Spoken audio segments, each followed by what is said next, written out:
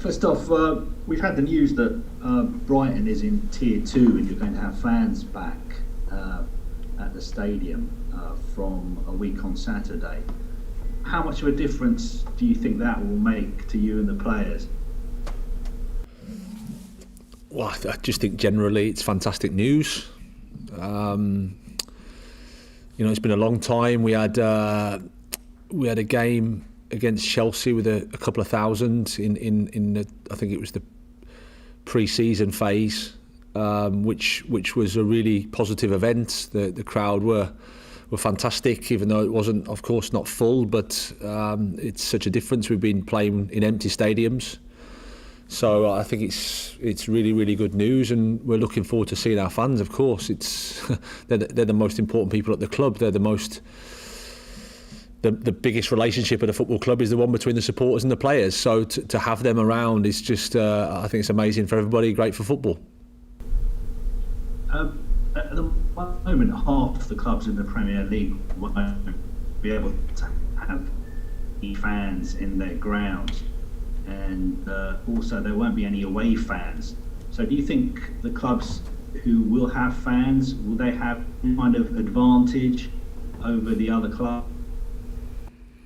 As I've said before, you can look at it two ways. Sometimes, of course, it's an advantage. I don't think you're going to have the grounds aren't going to be so full.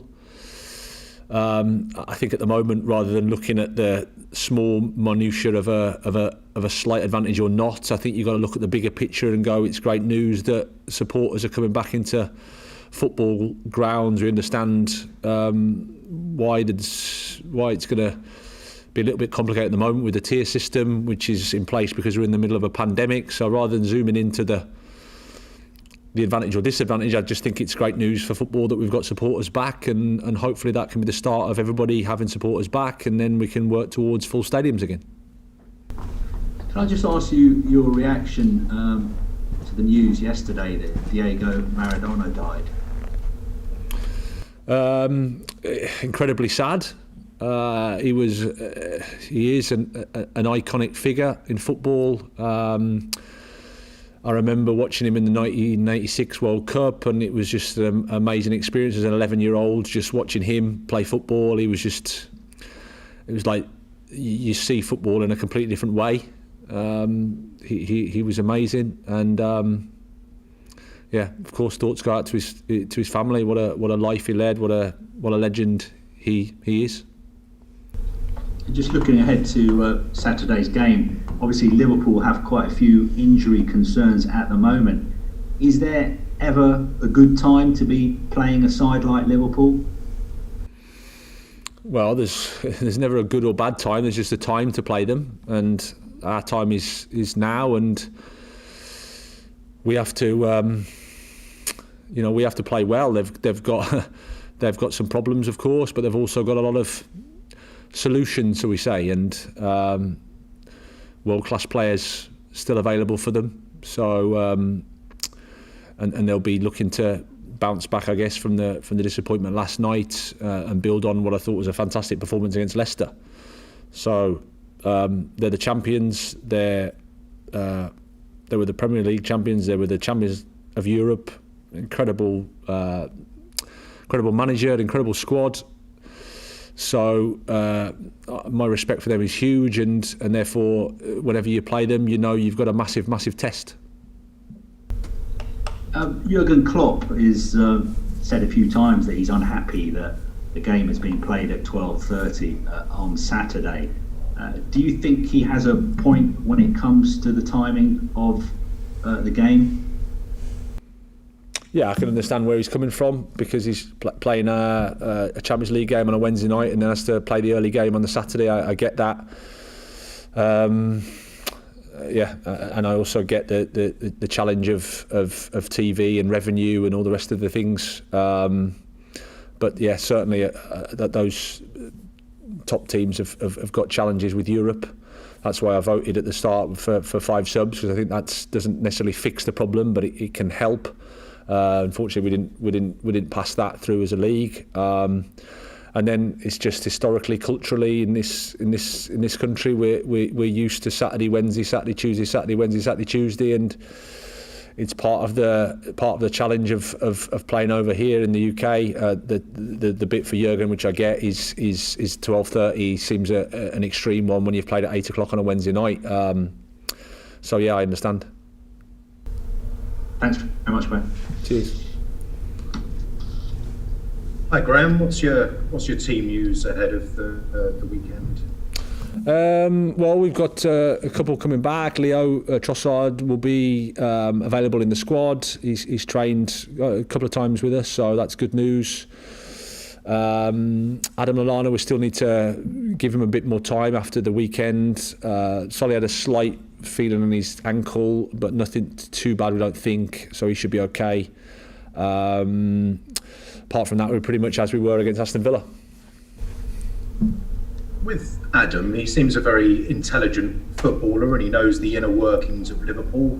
Would you ever go to a player like that to help with your plans and preparations for a weekend game?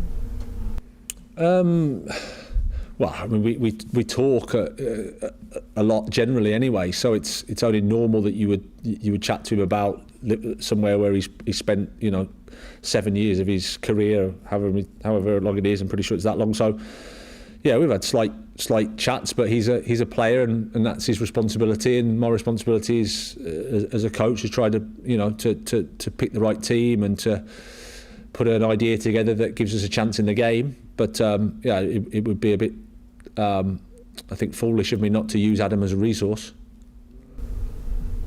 And how about Solly and Danny after their terrific goals last weekend? Have you noticed any change in them? Have they sort of swelled up to 10 feet tall in training this week? Well, no, I think everybody's benefited from a win, because we'd played quite well, and we talked a lot about performances, but of course when you don't get the results, there's always that little bit of pressure that is around, and I'm pleased for the players in that regard that they came through that tough moment and got the 3 points. So yeah, you can imagine I think Danny's just been enjoying his football and he's happy at the club and just wants to help the team. And I think Solly's benefiting from playing in that wing back role. He does it well. He came back from his ankle quite quickly, I think, and straight into a 90 minutes. So again, he's one that we just need to monitor a bit. But we're really happy with them both. And at the other end of the spectrum, how's Tariq been after his disappointment of the red card? Yeah, he's disappointed. Disappointed to miss the game. Disappointed that he got the red card. I think it's all a learning experience for him, and as I've said before, he's done a lot really, really well, and there are things that he can improve, and that's normal for a player of his age, of his experience, but he's got the right mentality, and he'll have to just bide his time and sit this one out and be ready for the next match. Fair enough, that'll do me. Thanks ever so much. Best of luck Saturday. Cheers, thank you. Graham, just wanted to ask you about your goalkeeper, Matty Ryan. Maybe got lost slightly in the win, how important he was and his form since he had that break against Tottenham. He pulled up a very crucial save at a very crucial time in the game, didn't he? Yeah, he did. I thought he was really good against Burnley as well. Dynamic with his work, and helped with the clean sheet there. So 2 games, yeah, I think back to I think him enjoying his football a bit more, and that's important for us. So nice for him that he can contribute to a result, contribute to a victory for us, and because again, you can talk about performances, but we know we also need to get results as well. So delighted for him. And in terms of the defence in front of him without Tariq Lamptey, how happy are you with the options you've got? I mean, you've had so many different changes that you've got there. You've got Malumbi, you've got Veltman. You're quite happy with what you've got and the options available? Yeah, absolutely. Like you say, plenty of possibilities. So that's the positive with with I suppose using players in different positions. Obviously, it goes without saying there's not another Tariq waiting in the wings. We have to be honest about that, and therefore that essentially affects how you're attacking to a certain extent, because clearly he was a really important, and his attributes that he brought were important to our attacking game. But we've got other solutions and different solutions with different attributes. So that's part of the thinking we've been doing this week, and looking forward to seeing if the right option is the right option. And just on Liverpool, for the last couple of years, everyone's been talking about the trio up front. There's 4 of them now. What have you made of their new signing, Jota, and the form that he's in? And it's just another one off the rank for them, isn't it? Yeah, no, I think he's settled in really well there. He fits what they're trying to do. Gives him another dimension, allows him to play with the front 4. I think moves maybe Salah up front and Firmino as a 10. That can work. And then you've got probably the best front 4 in world football, arguably. So credit to Liverpool. They've identified someone they think can help and strengthen, and I think he's done that. And they're a formidable attacking unit, that's for sure.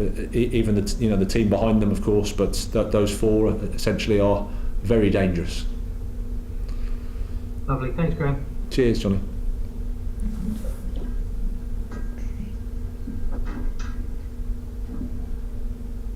Hi, Graham. Hi. Me, my turn. How you doing? How are you? All right? Yeah, good, thanks. Can I just start off by asking you about the comments from Jurgen Klopp this week? I mean, I know you've already spoken about them, but not only about the 12:30 game, but player welfare in particular. I mean, is it time to have a look at the broadcast schedule and asking teams to play, as you say, Saturday, Wednesday, throughout the whole of the season? Because I mean, players, there are more injuries now, and obviously Jurgen Klopp's come out with what he said for a reason. Yeah, I mean, like I said, we were asked to vote about how we can not fix the problem, but make the problem a little bit easier. It felt that 5 subs was probably a sensible thing to do, bearing in mind we did that at the back end of last year. And then you look at this season and you go, well, it's already a shortened season. You can see the internationals are going to play more because they're going to play more games in the international break. We're going to go into winter, so there's more COVID around, more chance of positive tests, more positive results, so therefore more self-isolation, more, just a bigger push on players. I think the fact that we're in lockdown situations means that from a mental health perspective of the players, certainly if you've got a lot of guys from overseas, then they're not seeing the family. They're here to play football, and that can be quite challenging, of course, if they're not being able to be in the squads. So there's lots of things going on, and that's why I thought that the 5 subs rules was quite a sensible one to alleviate the problem. I think the bigger problem is the fact that that we've all, historically, culturally in this country always played. If you look at the Championship, they're playing Saturday, Wednesday, Saturday, Tuesday, Saturday, Wednesday, Saturday, Tuesday. So it's over Christmas there's a game on Boxing Day, there's a game on the 28th. So just where we are in this country, we just play a lot. But I think it's everything has just been made worse because of the circumstances of a global pandemic, and then at the flip side to that, you got revenue, which is obviously important for the clubs, and the TV companies provide that revenue because we haven't got revenue from supporters and crowds and sponsorship. So it's a really complex situation, but I can certainly understand Jurgen's points, and it's a real challenge for all of us. We need the 12:30 game this season. Could we not have made some compromise and maybe had another game in the evening or another game on a Monday? Yeah, I can. I'm not the guy that's knows about who what the TV companies paid for. I don't know whether they actually paid for a 12:30 slot, whether that's what they gave the money for. If that's the case, then I can understand why they would want to have the product at the time that they paid for it. Whether you have to renegotiate again, that's not for me to talk about. Thankfully, I'm not part of that problem. I've got my own problems. And at the same time, we're in a world where there's a lot of people suffering, as I keep saying. You know, people are losing their jobs, they're on furlough, industries have gone to the wall, you know, firms have gone to the wall. It's not just football that are suffering, and not just footballers that are suffering, everybody's suffering. So I suppose we just have to suck it up as best we can. But I totally get that Jurgen's point I understand and sympathise with, and they've certainly got it more complicated than we have because of the games and the schedule they have. And then I could flip it and go, you know, they're players that they could rest on the other night probably would, you know, with the greatest respect, will you know, get into our team. So it's so complex, but I totally understand where he's coming from. I was at your pilot event against Chelsea with 2,500 were there. Spoke to you after the game. It sounded a lot more. I mean, the Amex is a very good acoustically stadium.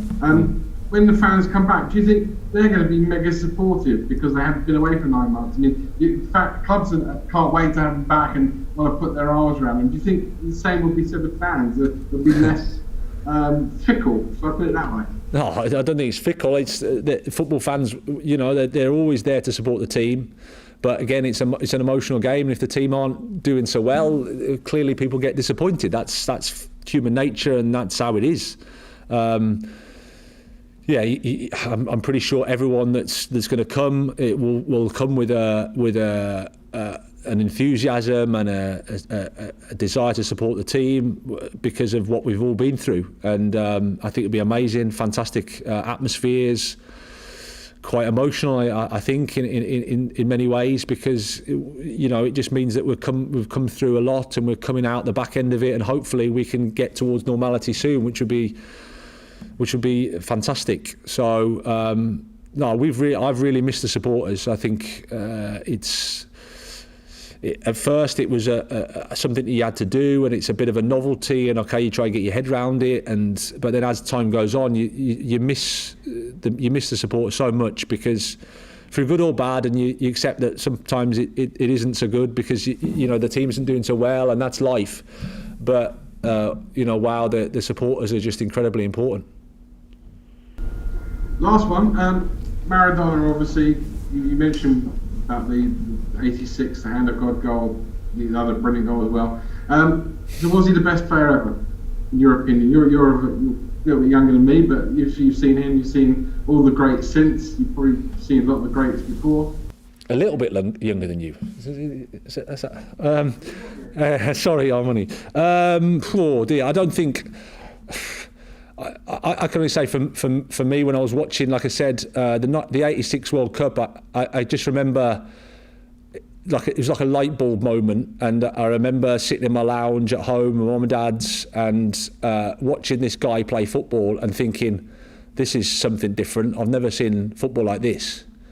And yeah, even as an Englishman, the hand of God goal, but the second goal was just incredible. It was like some guy from outer space playing with human beings. It was just amazing. And just what he brought to the game, his personality, how his teammates interacted with him, the impact that he's had on a nation and then on a world. He was, you know, just an incredible football player.